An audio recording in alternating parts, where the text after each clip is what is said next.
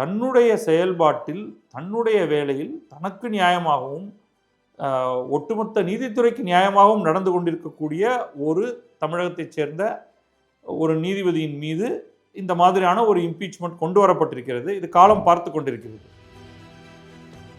அடுத்ததாக முக்கியமாக அவர் பேசுவது எம்ஜிஆரை அவர் துணைக்கு அழைக்கிறார். தன்னை எம்ஜிஆரை போல பார்க்கிறார். எம்ஜிஆர் கட்சியை தொடங்கி தமிழகத்தில் ஜெயிப்பதற்கு முன்னால் அவர் புதுச்சேரியில் ஜெயித்தார், ஆட்சியை பிடித்தார் அப்படிங்கிற ஒரு கருத்தை சொல்கிறாரு. அப்போ இவருடைய நோக்கம் என்னன்னா அதே போலத்தான் நானும்னு. ஆனால் அவரை பொறுத்தவரை அடுத்த உடனடி தேர்தல் என்பது வரப்போவது தமிழகத்தில் தான். புதுச்சேரியில் அடுத்த தேர்தல் இன்னும் கொஞ்சம் ஆண்டுகள் கழித்து தான் வரப்போகிறது. யூனியன் பிரதேசமான புதுச்சேரியில் கிட்டத்தட்ட 20 லட்சம் பேர் இருக்கிறார்கள். இதை வேற விதமாக பாருங்க, வெறும் 20 லட்சம் பேர் தான் இருக்கிறார்கள். மயிலாப்பூருடைய ஜனத்தொகையை விட குறைவான ஒரு இடம் அது, அவ்வளோதான். நீங்க எதிர்பார்க்கிற உண்மையான மக்கள் தொகையை கணக்கில் எடுத்து பார்த்தால் நீங்க ஒரு மெட்ரோ ரயிலை கட்டுவதை விட டிஆர்டிஎஸ் என்று சொல்லக்கூடிய பஸ் ராபிட் டிரான்சிட் சிஸ்டம் என்னும் பேருந்துகளை பயன்படுத்தி அதற்கென்று தனி லேன்களை அமைத்து அதன் மூலமாக மக்களை ஓரிடத்திலிருந்து இன்னொரு இடத்துக்கு கொண்டு செல்வதுதான் சரியானதாக இருக்கும் என்று அமைச்சர், ஒரு ராஜ்யசபா உறுப்பினர் கேட்ட, திமுக உறுப்பினர் கனிமொழி சோமு அவர்கள் கேட்டதற்கு பதில் கொடுத்திருக்கிறார். ஸோ இந்த பதிலில் ஒரு ஃபேர்னஸ் இருக்கிற மாதிரி தான் எனக்கு படுது.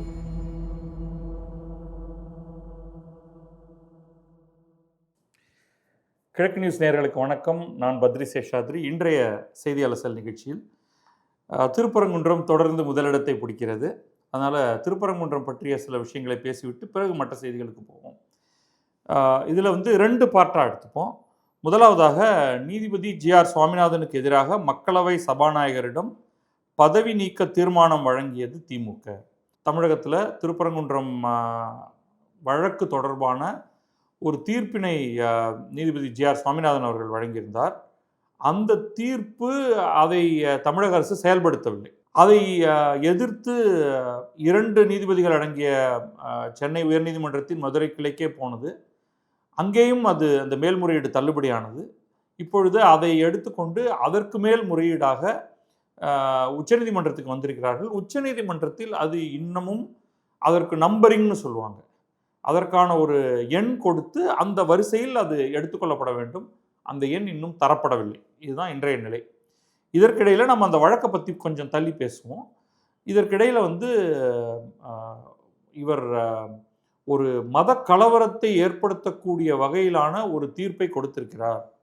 இவர் இம்பீச்மெண்ட் செய்யப்பட வேண்டும், அதாவது இவரை பதவியிலிருந்து இறக்க வேண்டும் என்று இண்டி கூட்டணி கட்சிகள் எல்லாம் ஒன்று சேர்ந்து ஒரு முடிவு செய்திருக்கின்றன.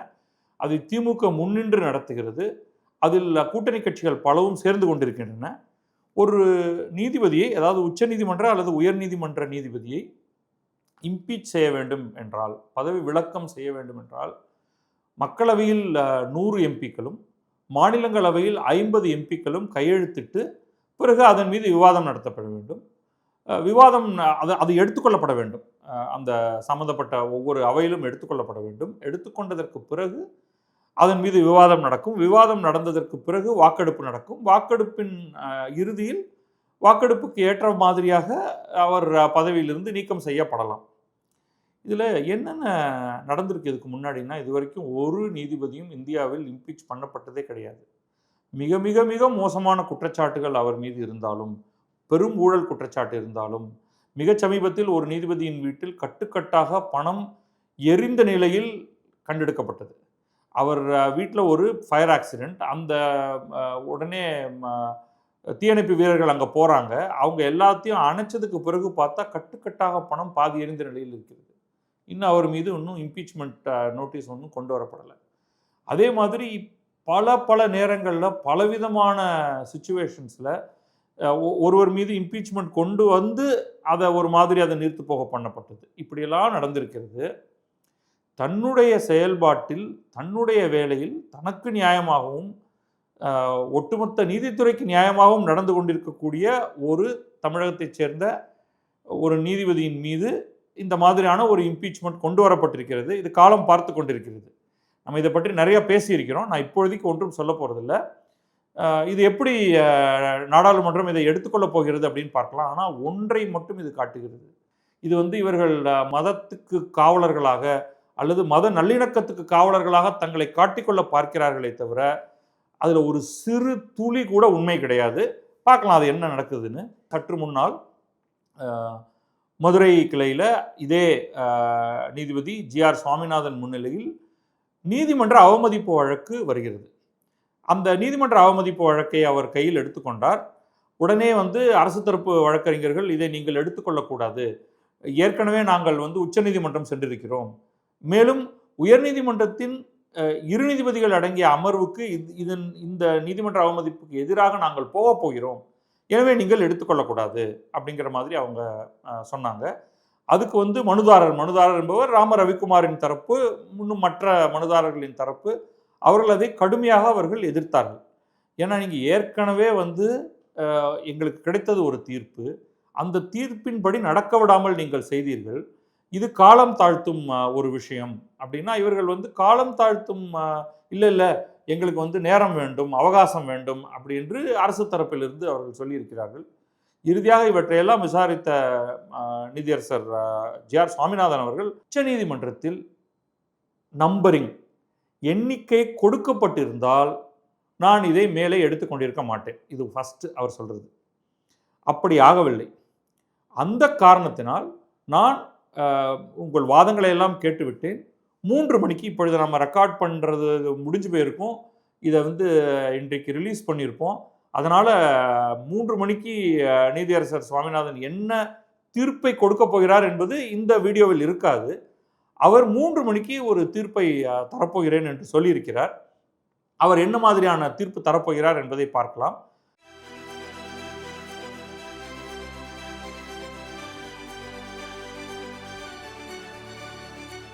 மற்றபடி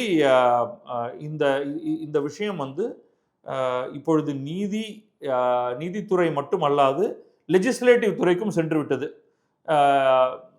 திரு ஜி.ஆர். சுவாமிநாதன் அவர்கள் இந்த வழக்கை அணுகிய விதம், அவர் உண்மையிலேயே நாட்டில் மதக்கலவரத்தை ஏற்படுத்தத்தான் முனைகிறாரா, அது பற்றி எல்லாம் அடுத்த பல நாட்களுக்கு விவாதம் நடக்கப் போகிறது. எனவே நாமும் அதை வைத்து பேசிக்கொண்டே இருக்க போகிறோம். அதனால் இது ஒரு முன்னோட்டம் மட்டுமே. நாடாளுமன்றத்தின் 2 அவைகளும் என்ன சொல்கின்றன என்பதையும் நாம் அடுத்து பார்க்கலாம். இன்றைக்கு புதுச்சேரியில் விஜய் பங்கேற்ற கூட்டம் நடந்திருக்கிறது. அதில் அவர் பேசியிருக்கிறார். பல வாரங்களுக்கு பிறகு அவருக்கு பேசுவதற்கு இடம் கிடைக்காமல், கரூரில் நடந்த அந்த மோசமான துயர சம்பவத்துக்கு பிறகு அவர் ஒரு திறந்தவெளி பொதுக்கூட்டத்தில் பேசுவது என்பது இதுவே முதல் முறை. அதுவும் தமிழகத்தில் நடக்கவில்லை, அது புதுச்சேரியில் நடந்திருக்கிறது. 5000 பேர் மட்டுமே கூடக்கூடிய மாதிரியான ஒரு நிலையில் நடந்திருக்கிறது. அப்பொழுது அவர் என்னவெல்லாம் சொல்லியிருக்கிறார் அப்படிங்கிறத பார்ப்போம். ஒரு முதலாவதாக சொல்லியிருப்பது அவருடைய ஒட்டுமொத்தமான கருத்து. இந்த ஆர்டரில் சொல்லலைன்னா, திமுகவை நம்பாதீர்கள், அவர்கள் நம்ப வைத்து ஏமாற்றி விடுவார்கள், இதுதான் அவருடைய சாரம். ஆனால் அதை தாண்டி பல விஷயங்கள் அவர் சொல்கிறாரு. என்னென்ன சொல்கிறாரு அப்படின்னு பார்ப்போம். முதல்ல தான் தமிழகத்தையும் புதுச்சேரியையும் பிரித்து பார்க்கவில்லை அப்படின்னு சொல்கிறார். இது மத்திய அரசு தான் தமிழகம் என்பது ஒரு மாநிலம், புதுச்சேரி என்பது ஒரு யூனியன் பிரதேசம் என்று தனித்தனியாக வைத்திருக்கிறதே தவிர, இவை எல்லாமே தமிழ் பேசக்கூடிய தமிழர்கள் இருக்கக்கூடிய, என்னுடைய ரசிகர்கள் இருக்கக்கூடிய அப்படின்னு அவர் தன்னுடைய ரசிகர்களை பார்த்து சொல்கிறாரு. என்னை வாழ வைக்கக்கூடிய, அது சொல்லுவாங்கள்ல யூஸ்வலி, அதே தான். அவர்களெல்லாம் இருக்கக்கூடிய இடம். என்னை பொறுத்த வரைக்கும் தமிழகம் வேறு, புதுச்சேரி வேறு என்பது அல்ல அப்படிங்கிறாரு. நமக்கு தெரியும் ஏன் புதுச்சேரி என்பது ஒரு தனியான ஒரு அமைப்பாக உருவானது என்று. அது இந்தியா சுதந்திரம் அடைந்த போது புதுச்சேரி பிரதேசத்துக்கு சுதந்திரம் கிடைக்கவில்லை, அது பிரெஞ்சு கட்டுப்பாட்டில் இருந்தது. அதற்கு சில ஆண்டுகளுக்கு பிறகுதான் புதுச்சேரியை விட்டு பிரெஞ்சுக்காரர்கள் விலகினார்கள். அதற்கு பிறகு அதை தமிழகத்தோடு இணைக்க வேண்டும் என்ற பல குரல்கள் எழுந்தன. ஆனால் கடைசி வரை அது நடக்கவில்லை. அதனால்தான் அது இன்னும் தனியான யூனியன் பிரதேசமாக இருக்கிறது. பிற்காலத்தில் அந்த இணைப்பு கூட சாத்தியமாகலாம், அது ஒரு பக்கம் இருக்கட்டும். ஆனால் அடுத்ததாக முக்கியமாக அவர் பேசுவது எம்ஜிஆரை அவர் துணை கழிக்கிறார். தன்னை எம்ஜிஆரை போல பார்க்கிறார். எம்ஜிஆர் கட்சியை தொடங்கி தமிழகத்தில் ஜெயிப்பதற்கு முன்னால் அவர் புதுச்சேரியில் ஜெயித்தார், ஆட்சியை பிடித்தார் அப்படிங்கிற ஒரு கருத்தை சொல்றாரு. அப்ப இவருடைய நோக்கம் என்னன்னா அதே போலத்தான் நானும்னு. ஆனா அவரை பொறுத்தவரை அடுத்த உடனடி தேர்தல் என்பது வரப்போவது தமிழகத்தில் தான். புதுச்சேரியில் அடுத்த தேர்தல் இன்னும் கொஞ்சம் ஆண்டுகள் கழித்து தான் வரப்போகிறது. அதில் அவர் என்ன மாதிரி அவர் ஜெயிப்பார் அப்படிங்கிறதெல்லாம் பிறகு பார்க்கலாம் நம்ம. இப்போ முதல்ல தமிழக தேர்தல் தான் வரப்போகிறது. அடுத்ததாக அவர் இன்னும் ரொம்ப ஒரு முக்கியமான ஒரு விஷயத்த சொல்கிறார். இது இதை நம்ம ஏற்கனவே குறிப்பிட்டோம். இந்த புதுச்சேரியில் அவர் ஒரு ரோட் ஷோக்காக கேட்கும் பொழுது அங்கே இருந்த புதுச்சேரி அரசு முதல்வர் முதற்கொண்டு தாவேகாவுடைய பிரதிநிதிகளோடு உட்கார்ந்து பேசி எது சாத்தியம், ரோட் ஷோ சாத்தியம் இல்லை, ஆனால் பொதுக்கூட்டம் சாத்தியம் அப்படிங்கிறதெல்லாம் உட்கார்ந்து பேசி ஒரு முடிவுக்கு வந்தார்கள். அதை இவர் குறிப்பிட்டு சொல்றார். புதுச்சேரி அரசாங்கம் தமிழக அரசாங்கத்தை போல் கிடையாது. அது உண்மை, அதை நம்ம அப்பவே சொல்லியிருந்தோம். ஏன்னா ஒரு அரசியல் ஆக்டிவிட்டி அப்படிங்கிறத எதிர்கட்சிகளுக்கு எந்த நிலையிலும் மறுக்கக்கூடாது. ஆனால் புதுச்சேரியில் அங்கே ஆளும் கட்சிகளாக இருப்பவை ஒரு கூட்டணி, என்ஆர் காங்கிரஸ், என் ரங்கசாமி அவர்களின் என்ஆர் காங்கிரஸும், காங்கிரஸிலிருந்து பிரிந்து வந்த ஓர் அமைப்பு என்ஆர் காங்கிரஸும் பாரதிய ஜனதாவும் இணைந்த ஒரு கூட்டணி தான். அவர்கள் இந்த விஷயத்தை மிகவும் கனிவாகத்தான் அணுகியிருக்கிறார்கள். வேண்டிய அளவுக்கு விஜயுடைய தமிழக வெற்றி கழகத்துக்கு அவர் எதிர்கட்சியாகவே இருந்தாலுமே, அவர் எந்த கட்சி, அவர் நிச்சயமாக இந்த கூட்டணியோடு சேரப்போகிறாரா என்பதெல்லாம் தெரியாத ஒரு நிலையிலேயே அவருக்கு வேண்டிய உதவிகளை அவர்கள் செய்திருக்கிறார்கள். அதை அவர் குறிப்பிட்டு சொல்கிறார். புதுச்சேரி முதல்வருக்கு எனது மனப்பூர்வமான நன்றியை தெரிவித்துக் கொள்கிறேன் என்று சொல்லிவிட்டு, இதை பார்த்தாவது தமிழகத்தில் உள்ள திமுக அரசு கற்றுக்கொள்ள வேண்டும், ஆனால் அவர்கள் கற்றுக்கொள்ள மாட்டார்கள், வரப்போகின்ற தேர்தலில் அவர்கள் 100% கற்றுக்கொள்வார்கள், மக்கள் பார்த்துக் கொள்வார்கள் அப்படின்னு அந்த ஸ்டாண்டர்ட் அரசியல் ஸ்டேட்மெண்ட் ஒன்று சொல்றாரு.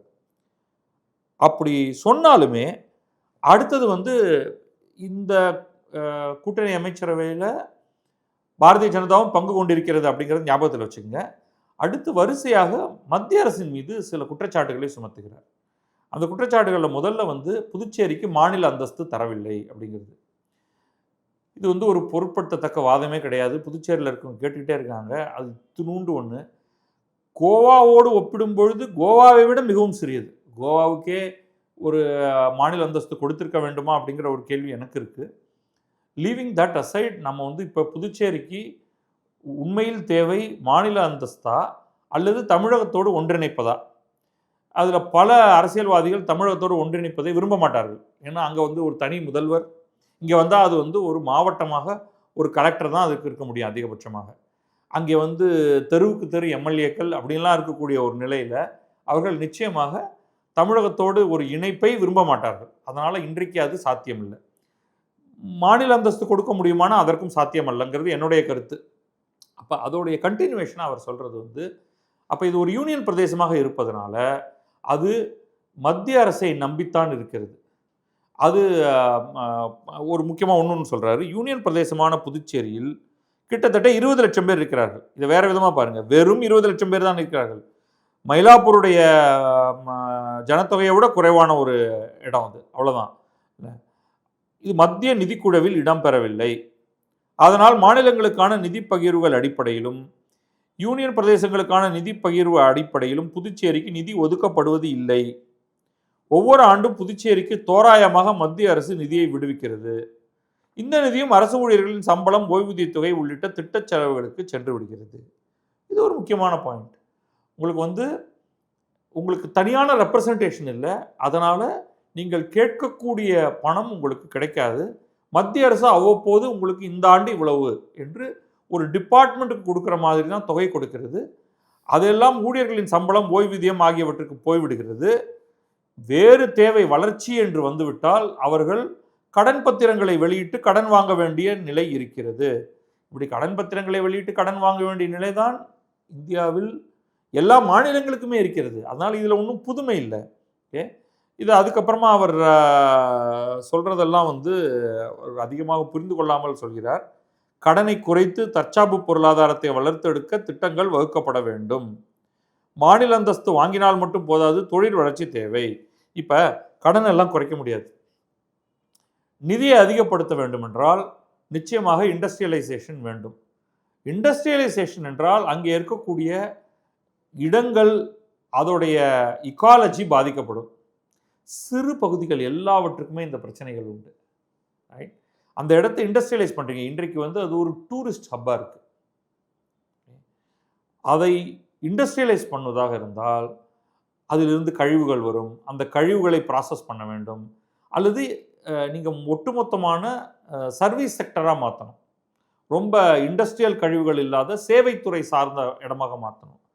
சேவைத்துறை சார்ந்த இடமாக மாற்றுவதிலும் நிறைய சிக்கல் இருக்குது. அங்கே ஒரு ஒரு ஃபங்க்ஷனிங் ஏர்போர்ட் கிடையாது. ஏர்போர்ட்னு ஒன்று இருக்குது, விமான சேவையை ஆரம்பிச்சிருக்காங்க, பத்தாது. நீங்கள் அதுக்கு பல இடங்களிலிருந்தும் விமானங்கள் வர வேண்டும். அது தமிழகத்திலிருந்து புதுச்சேரிக்கு ஃபாஸ்ட் ட்ரெயின்ஸ் வேண்டும் போன்ற பல தேவைகள் இருந்தால்தான் சென்னை டு புதுச்சேரிக்கு ரொம்ப வேகமான ஒரு ட்ரெயின் வேண்டும். இன்றைக்கு அதற்கு வந்தே பாரத் போன்ற ஏதாவது ஒரு தேவை இருக்கிறது. அல்லது நீங்கள் ஒரு ஹப், விழுப்புரத்துக்கும் புதுச்சேரிக்கும் ஃபாஸ்ட் ட்ரெயினும், விழுப்புரத்திலிருந்து சென்னைக்கு ஃபாஸ்ட் ட்ரெயினும், இந்த மாதிரி ஏதாவது ஒன்று தேவைப்படும். அப்பொழுதுதான் பெரும் எண்ணிக்கையில் மக்கள் வந்துவிட்டு விரைவாக போக முடியும். இதெல்லாம் இல்லாத ஒரு நிலையில் சிக்கல் இருக்குது. அங்கே வளர்ச்சி அடைவதற்கு சிக்கல் இருக்குது. இந்த ஈஸ்ட் கோஸ்ட் ரோடு வேலை இன்னும் கொஞ்சம் நடந்துகிட்டு இருக்கு. அது நடந்தால் சென்னையிலிருந்து புதுச்சேரிக்கு செல்வதற்கான அந்த நேரம் குறையும். இதெல்லாம் தேவை முதல்ல. அதற்கு பிறகுதான் பெரும் முதலீடுகளை அங்கே வரவேற்பதற்கு அந்த அரசு முயற்சி செய்ய வேண்டும். அது தமிழகத்தை தாண்டி தமிழகத்துக்கு வருபவர்களிடம் போய் நீங்கள் தமிழகம் வேண்டாம், எங்கள் ஊருக்கு வாங்க, உங்களுக்கு புதுச்சேரியின் அட்வான்டேஜ் கிடைக்கும். அதே சமயம் உங்களுக்கு வேண்டிய அளவுக்கு டேலண்ட் தமிழகத்திலிருந்து இங்கே வேலை செய்யலாம். எப்பொழுது வேண்டுமானாலும் நீங்கள் தமிழகத்துக்கும் புதுச்சேரிக்கும் இடையே போய்கொண்டு வந்து கொண்டு இருக்கலாம். அப்படின்லாம் நிறைய விஷயங்கள் அவங்க பேச வேண்டியிருக்கும். இது வரைக்கும் புதுச்சேரிங்கிறது ஒரு ஸ்லீப்பிங் பிளேஸ் தான், ஒரு பயங்கர ஹேப்பனிங் பிளேஸ்ன்னு சொல்ல முடியாது. அப்போ அவையெல்லாம் மாற வேண்டும். அதுக்கப்புறமா ஒரு ஒட்டுமொத்தமாக காரைக்கால் மீனவர்கள் பற்றி சொல்கிறாரு, படகுகள் பற்றி பேசுகிறாரு. ஏன்னா இது எல்லாமே ஒரு விதத்தில் பார்க்கும் பொழுது இந்த பார்ட் ரெண்டு விஷயம் அவர் சொல்கிறாரு. அதை மட்டும் நான் குறிப்பாக சொல்லிட்டு முடிச்சிடுறேன். இதை ஒன்று மீனவர்கள் பற்றி அவர் பேசுவது, ஏன்னா அவரை பொறுத்தவரை அதை ஒரு கான்ஸ்டிட்யூன்சியாக பார்க்கிறாரு. இன்னொன்று ரொம்ப பூடகமாக ஒன்று சொல்கிறார். புதுச்சேரியில் ஊழல் குற்றச்சாட்டில் ஒரு அமைச்சர் பதவியிலிருந்து நீக்கப்பட்டார். ஆனால் 200 நாட்களாகியும் இன்னும் அந்த பதவிக்கு யாரும் அமர்த்தப்படவில்லை. சரி, அதுக்கப்புறமா ஒன்று வைக்கிறார் பாருங்க. இந்த செயல் சிறுபான்மை மக்களை அவமதிப்பதாக அம்மக்களே சொல்கிறார்கள். இப்போ மைனாரிட்டி கார்டையும் ப்ளே பண்ணியாச்சு. ரைட்? மீனவர்கள் கார்டு ப்ளே பண்ணியாச்சு, மைனாரிட்டி கார்டு ப்ளே பண்ணியாச்சு, மத்திய அரசை கண்டிப்பதற்கான ஒரு கார்டு ப்ளே பண்ணியாச்சு. இப்படி எல்லாத்தையும் கலந்து சொல்லி நான் தான் சேவியர், நான் தான் உங்களை காப்பாற்ற போவேன், அதனால் எனக்கு வாக்களியுங்கள் அப்படிங்கிற மாதிரி அவர் ஒரு ஒரு ஓவரால் அவுட்லைன் கொடுத்துருக்காரு. ஆனால் உண்மையில் சொல்ல போவதாக இருந்தால் அவர் தமிழகத்தில் பேசிய பல்வேறு பேச்சுகளோடு ஒப்பிடும் பொழுது இதில் இன்னும் கொஞ்சம் சென்ஸ் உள்ள வந்திருக்கு அப்படின்னு தான் நான் சொல்லுவேன். தமிழகத்தில் அவர் இந்த மாதிரி மிக மிக தெளிவான புள்ளிகளை எடுத்துக்கொண்டு பேசவில்லை இதுவரை. அப்போ விஜய் என்பவர் இன்னும் கொஞ்சம் கொஞ்சமாக மெச்சூர் ஆகி கொண்டு வரக்கூடிய ஒரு அரசியல்வாதியாக தெரிகிறார். அல்லது குறைந்தபட்சம் அவருடைய ஸ்கிரிப்ட் ரைட்டர்கள், அவருக்கு எழுதி தருபவர்கள் தங்களுடைய திறமையை கொஞ்சம் கொஞ்சமாக வெளிப்படுத்தி கொண்டு வருகிறார்கள் அப்படின்னு சொல்லலாம். இனி அவர் தொடர்ந்து என்னவெல்லாம் பேசப் போகிறார் வரக்கூடிய கூட்டங்களில் என்பதை நான் மிகவும் ஆவலுடன் எதிர்பார்க்கிறேன். இது போன்ற பல விஷயங்கள் அவர் நிச்சயமாக பேசுவது நல்லது. அது பொதுத்தளத்துக்கு அதன் மீது விவாதங்கள் ஏற்படுவதும் மிகவும் நன்மை பயக்கும். இதில் பல விஷயங்களை சொல்லிட்டேன், ஒன்று விட்டுட்டேன், அதையும் சொல்லிடுறேன். அவர் சொன்னது இந்திய அளவில் ரேஷன் கடைகளே இல்லாத இடம் புதுச்சேரி தான். ரேஷன் கடைகளில் அனைத்து பொருட்களும் கிடைக்க வழிவகை செய்ய வேண்டும் அப்படின்னு ஒன்று சொல்கிறாரு. இதை இது கொஞ்சம் அவர் எனக்கு தெரியாது, அதனால் சொல்லிடுறேன். அவர் இதை நிச்சயமாக ரிசர்ச் பண்ணி தான் அவங்க சொல்லியிருப்பாங்க. அப்படின்னா அது கொஞ்சம் ஆச்சரியமானது. ஏன்னா நிச்சயமாக கேரளத்தில் ரேஷன் கடை இருக்கிறது. அதில் தமிழகம் போல் இலவச அரிசி கொடுப்பது போல தெரியவில்லை.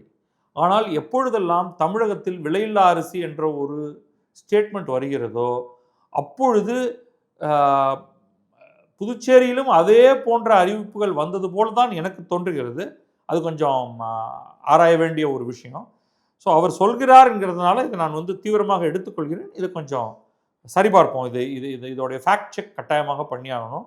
அது ஆச்சரியம் தான். ஏன்னா நமக்கு எல்லா மாநிலங்களிலுமே மத்திய அரசு கணிசமான அளவுக்கு குறைந்தபட்சம் தானியங்களை சப்சிடைஸ் பண்ணி கொடுத்து கொண்டிருக்கிறது. அதற்கு மேலே மாநில அரசு சப்சிடி. இப்போ தமிழகத்தை எடுத்துக்கொண்டால் மத்திய அரசு சப்சிடிக்கு மேலே மாநில அரசு சப்சிடி கொடுத்து தான் விலையில்லா அரிசி அப்படிங்கிற ஒரு திட்டம் வந்திருக்கிறது. அதை தாண்டி ஏகப்பட்ட பொருட்கள் குறைந்த விலையில் கிடைக்கின்றன. அதோடைய தரம் ஒரு பக்கம் வச்சுப்போம். இது நிச்சயமாக கேரளத்தில் இருக்கிறது. ஆனால் தமிழகத்தில் கிடைக்கும் விலையை விட அதிகமான விலையில் தான். தமிழகத்தில் 0 விலை அரிசி கிடைக்கிறது. கேரளத்தில் அப்படி கிடையாது. அதனால தான் தமிழகத்திலிருந்து பெருமளவுக்கு அரிசி கடத்தல் செய்யப்பட்டு கேரளத்துக்கு போவதை நாம் செய்திகளில் தொடர்ந்து பார்த்து கொண்டிருக்கிறோம். உங்களுக்கு தெரியும் 2 விஷயம் புதுச்சேரியிலிருந்து தமிழகத்துக்கு வரும். ஒன்று மது வகை. ஏன்னா அங்கே விலை குறைவு, இங்கே விலை அதிகம். தரமும் அதிகமாக இருக்கலாம் புதுச்சேரியில். இன்னொன்று பெட்ரோல். அங்கே ஒரு குறைந்தபட்சம் ஒரு 10 ரூபாய் குறைவாக கிடைக்கிறது. பெட்ரோலாக இருக்கட்டும், டீசலாக இருக்கட்டும். தமிழகம் அதிக விலையிலும் புதுச்சேரி குறைந்த விலையிலும் இருக்கிறது. அதனால் அங்கே போகிறவங்க டேங்கர் ஒப்பிக்கிட்டு வர்றது நடக்கிறது. இதை நம்ம பார்க்குறோம். ரேஷன் பொருட்கள் அங்கே இல்லையா அப்படிங்கிறதெல்லாம் பார்க்க வேண்டிய ஒன்று. அதை நாம் அது கொஞ்சம் தேடி பார்த்துட்டு நம்ம அடுத்த செய்தியாளர் செல்ல நிச்சயமாக அதை பற்றி நாம் சொல்லுவோம். நம்ம சில தினங்களுக்கு முன்னால் ஒரு செய்தி வந்தது. தமிழக அரசு கோயம்புத்தூர், மதுரை என்னும் 2 நகரங்களிலும் மெட்ரோ ரயில் திட்டத்துக்கான ஒரு அறிக்கை ஒன்றை, ஒரு வரைவு அறிக்கை ஒன்றை மத்திய அரசிடம் கொடுத்திருந்தது. அதற்கான அனுமதி வேண்டியும் அதற்கு தேவையான மானியம் மற்றும் கடன் போன்றவற்றில் மத்திய அரசு எந்த அளவுக்கு ஈடுபடும் என்பதை தெரிந்து கொள்ள வேண்டியும் ஒரு வரைவு அறிக்கை, திட்ட அறிக்கை ஒன்றை கொடுத்திருந்தது. அதை மறுத்து மத்திய அரசு இந்த 2 இடங்களுக்கும் இப்பொழுது தர முடியாது, இதில் நீங்கள் கொடுத்துருக்கக்கூடிய தகவல்கள் எல்லாம் நிறைய சிக்கல்கள் இருக்கு, எனவே நீங்கள் மறுபரிசீலனை செய்யுங்கள், இன்றைக்கு மெட்ரோ ரயில் வசதியை தருவதற்கு இந்த 2 நகரங்களும் அட்லீஸ்ட் குறைந்தபட்சம் உங்களுடைய அறிக்கையை அடிப்படையாக வைத்து தருவதற்கு முடியாது அப்படின்னு சொல்லியிருந்தாங்க. அது தொடர்பாக நேற்றைக்கு நாடாளுமன்றத்தில் ராஜ்யசபா உறுப்பினர் கனிமொழி சோமு அவர்கள், அவங்க டாக்டர் கனிமொழி சோமு அவங்க ஏன் இதை மறுத்தீர்கள் அப்படின்ற ஒரு கேள்வியை எழுப்பியிருந்தார். நீங்கள் என்னென்ன காரணங்களுக்காக மறுத்தீர்கள் அப்படின்னு ஒரு கேள்வியை எழுப்பியிருந்தார். அந்த கேள்விக்கு பதில் கூறும் விதமாக நேற்றைக்கு அமைச்சர், minister of state for housing and urban affairs Tokhan Sahu அப்படிங்கிறவர் இதற்கான பதிலை கொடுத்திருக்கிறார். செய்தி இந்தியன் எக்ஸ்பிரஸில் வந்திருக்கிறது. என்ன அவங்க மற்ற எல்லாத்தையும் விட்டுட்டு நம்ம நேரடியாக அந்த விஷயத்துக்கு போவோம். அவங்க 5 காரணங்களை அவங்க சொல்கிறாங்க. ஓகே, அந்த காரணங்களை ஒவ்வொன்றாக பார்ப்போம். முதல்ல low average trip length, existing average speed on road, இது 2த்தையும் ஒப்பிட்டு பார்க்கும் பொழுது the modal shift to metro system is not expected due to negligible time savings. இப்போ அவங்க என்ன சொல்கிறாங்கன்னா, மெட்ரோ ரயில் வந்தால் ஒரு இடத்திலிருந்து இன்னொரு இடத்துக்கு இப்பொழுது என்ன நேரம் ஆகி கொண்டிருக்கிறதோ போகிறதுக்கு, அதை விட மிக குறைவாகத்தான் நேரம் குறைகிறது. அப்போ யாரும் இங்கிருந்து இங்கே ஸ்விட்ச் பண்ண மாட்டாங்க, மாற மாட்டார்கள். இப்போ உதாரணத்துக்கு ரயில், இப்போ சென்னை எடுத்துக்கிட்டோம்னா சென்ட்ரலில் இருந்து ஏர்போர்ட்டுக்கு போகணும் அப்படின்னு வச்சுப்போம். சென்ட்ரலில் இருந்து ஏர்போர்ட்டுக்கு போவதற்கு தரை வழியாக போனால் எவ்வளவு நேரம் ஆகும், ஆவரேஜ் டைம், அதை விட கணிசமான அளவுக்கு நேரம் மெட்ரோவில் சென்றால் குறையும் என்றால்தான் மக்கள் மெட்ரோவை கன்சிடர் பண்ணுவாங்க. மேலும் அந்த மெட்ரோவை அமைப்பதில் நாம் செலவிடும் தொகை அதை ஜஸ்டிஃபை பண்ண முடியும். ஆனால் நீங்கள் கோயம்புத்தூருக்கும் மதுரைக்கும் நீங்கள் கொடுத்திருக்கக்கூடிய ஆவரேஜ் ட்ரிப் லென்த், அதுலேருந்து வரக்கூடிய சேவிங், இப்பொழுதைக்கு ஆகி கொண்டிருக்கக்கூடிய நேரம் அப்படிங்கிறதெல்லாம் ஒப்பிட்டு பார்த்தால் ஒரு பெரிய சேவிங் இல்லை. அப்போ எதுக்கு இவ்வளவு பெரிய முதலீடு செய்து ஒன்றை உருவாக்கி கடைசியாக 1 நிமிடங்கள் தான் குறைய போகிறது என்றால் அதனால் ஒரு பெரிய வேல்யூவே கிடையாது. அதனால் இதை ஏன் கட்ட வேண்டும், அது ஒரு காரணம். அதனால தான் மருத்துவம். இது நம்பர் 1. ரெண்டாவது அவங்க என்ன சொல்கிறாங்கன்னா, Coimbatore municipal corporation CMC area, அதாவது கோயம்புத்தூர் நகரம், அதை தவிர population of local planning area, அதாவது கோயம்புத்தூர் சிஎம்சிங்கிற அந்த முனிசிபல் கார்ப்பரேஷன் பகுதியும் அதற்கு வெளியே உள்ள பகுதியிலும் உள்ள மக்கள் எடுத்துக்கிட்டு கன்சிடர் பண்ணி இவங்கள் எல்லோருக்கும் இந்த மெட்ரோ சிஸ்டம் பலன் தரும் அப்படின்னு நீங்கள் போடுறீங்க. ஆனால் it is difficult for people living in LPA, the local planning area, which is 5 times bigger than CMC area to use proposed metro system. அவங்க என்ன சொல்கிறாங்கன்னா வந்து, அந்த கோயம்புத்தூர் மாவட்டத்தை எடுத்துக்கங்க, அதில் அவங்க வந்து எல்பிஏ லோக்கல் பிளானிங் ஏரியான்னு ஒரு பகுதியை எடுத்துக்கிறாங்க. அதுக்கு நடுவில் கோயம்புத்தூர் மாநகராட்சியுடைய இடம் வருது. அப்போ அந்த கோயம்புத்தூர் மாநகராட்சி இடம் எவ்வளவு இருக்கோ அதை விட 5 மடங்கு அதை சுற்றி இருக்கக்கூடிய அந்த எல்பிஏ அப்படிங்கிற இடம் இருக்கு. இந்த காரணத்தினால நீங்க போடக்கூடிய அந்த பாதை, மெட்ரோ பாதை என்பது கோயம்புத்தூர் மெட்ரோபாலிட்டன் ஏரியாக்குள்ள வருது. இதற்கு வெளியிலே இருக்கக்கூடிய இந்த எல்பிஏ 5 மடங்கு பெரிதாக இருக்கக்கூடிய எல்பிஏவில் இருக்கக்கூடியவர்கள் இந்த மெட்ரோ ரயிலை பயன்படுத்துவதற்கான வாய்ப்புகள் குறைவு அப்படிங்கிறாங்க. உதாரணத்துக்கு சென்னைக்குள்ள நீங்கள் போடக்கூடிய மெட்ரோ ரயில், அதை திருவள்ளூரில் இருப்பவர்கள் பயன்படுத்துவார்கள் அல்லது வேலூரில் இருப்பவர்கள் பயன்படுத்துவார்கள் என்று சொல்வதற்கு சமம். நான் அதை எக்ஸாக்ட்னு சொல்லலை, கிட்டத்தட்ட அதற்கு இணையானது. அதனால் நீங்கள் கொடுத்துருக்கக்கூடிய அந்த இடம் அதெல்லாம் கணக்கில் வச்சு தான் இவ்வளோ பேர் பயன்படுத்துவார்கள் நீங்கள் சொல்கிறீங்க. ஆனால் அது வந்து உண்மையிலேயே அது ஏற்றுக்கொள்ளத்தக்கதாக இல்லை. இது ரெண்டாவது. அடுத்தது அவங்க சொல்கிறது வந்து மூன்றாவது பாயிண்ட். அவங்க சொல்கிறது projected ridership figure of 5.9 lakh per day for proposed network of 34 kilometers of Coimbatore is higher as compared to the actual ridership figure of 4 lakh per day on a 55 kilometer operational network of Chennai Metro Phase 1. Chennai என்பது கோயம்புத்தூரை விட பல மடங்கு பெரிய நகரம். மக்கள் தொகைன்னு பார்த்தீங்கன்னா இங்கே இந்த கிரேட்டர் சென்னை அப்படின்னு எடுத்துக்கிட்டிங்கன்னா அது 1.2 to 1.5 கோடி கிட்டத்தட்ட இருக்கக்கூடிய ஒரு பெரிய இடம். அதில் ஃபேஸ் 1 மெட்ரோ ஃபேஸ் 1ங்கிறது ஒரு முக்கோண வடிவத்தில் சென்ட்ரல், கோயம்பேடு, ஏர்போர்ட் இந்த மூன்றையும் இணைத்தார்கள். இந்த ஃபேஸ் வந்து கிட்டத்தட்ட 55 கிலோமீட்டர். இந்த 55 கிலோமீட்டரில் இன்றைக்கு என்ன நடக்கிறது அப்படின்னு பார்த்தீங்கன்னா, இது கட்டி பல வருடங்கள் ஆகிவிட்டது. இன்னும் மெட்ரோ வந்து பல்வேறு திசைகளில் விரிவாக்கி கொண்டிருக்கிறார்கள். இந்த 55 கிலோமீட்டர் பகுதியிலேயே தினசரி இதை பயன்படுத்துபவர்கள், இந்த பகுதியில் மட்டும் பயன்படுத்துபவர்கள் இன்றைக்கு இவ்வளவு மக்கள் நெருக்கம் அதிகமுள்ள சென்னையிலேயே வெறும் 4 லட்சம் பேர் தான் ஆவரேஜாக ஒரு நாளைக்கு பயன்படுத்துகிறார்கள். ஆனால் நீங்கள் வந்து மதுரையோ அல்லது கோயம்புத்தூரையோ எடுத்துக்கிட்டிங்கன்னா இதை விட 20 சென்னையின் மக்கள் தொகையில் வெறும் 20% அல்லது அதை விட குறைவாக இருக்கக்கூடிய மக்கள் தொகை கொண்ட கோயம்புத்தூர், மதுரை போன்ற இடங்களில் வெறும் 34 கிலோமீட்டர், அங்கே 55, சென்னையில் 55 கிலோமீட்டர், இங்கே நீங்கள் ப்ரப்போஸ்டு வந்து 34 கிலோமீட்டர் கோயம்புத்தூரில்.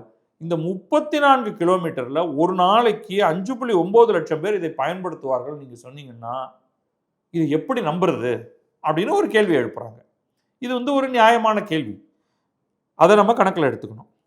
ஓகே, அதனால் இந்த projected ridership figures of DPR, the draft project report is not realistic.